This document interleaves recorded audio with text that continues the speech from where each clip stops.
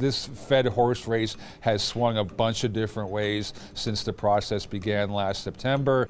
Kevin Warsh is a former Fed governor, has a reputation as a bit of a maverick. He believes basically that the Fed needs kind of a house cleaning. This isn't the first time you've heard me in the last decade say we need regime change at the Fed. It's not just about a person, it's about an approach to economics. It's about approach to what they're doing.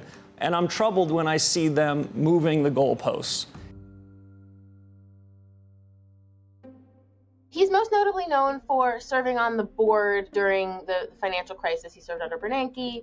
Since then, he's had more private sector advisory type roles. Not just Trump, but other administration officials, they want to see somebody go in there and just kick over some chairs and really kind of shake the Fed at its core, and Warsh would be that guy.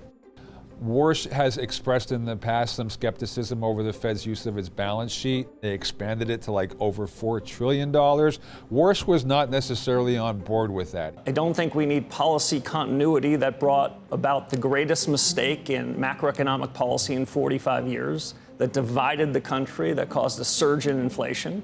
This version of the Fed has done that on steroids, taking that balance sheet now all the way up close to $9 trillion at one point. He is more of a small balance sheet guy, and that's not something that Trump would like. He has a somewhat hawkish lean, and that is something that, all else equal, puts upward pressure on rates. Kevin Warsh has been passed over for a number of times for some of the seats under the Trump administration, but Trump is keen towards Kevin Warsh, in part because of his family history. He married into the Lauder family, so Estee Lauder, the cosmetics company. His father-in-law is Ron Lauder. He is a big Trump ally. Ron Lauder supposedly came up with the idea about the U.S. taking over Greenland and threw it to Trump. This is one reason for Trump perhaps being more favorable to Kevin Warsh. How far would he go towards lowering interest rates? It's hard to say. It's hard to say for anybody.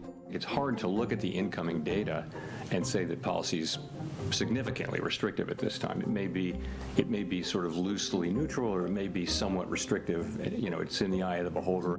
I would expect to see a number of dissents under the next Fed chair, especially if it is somebody who is trying to push through their policy objectives that are somewhat politically motivated.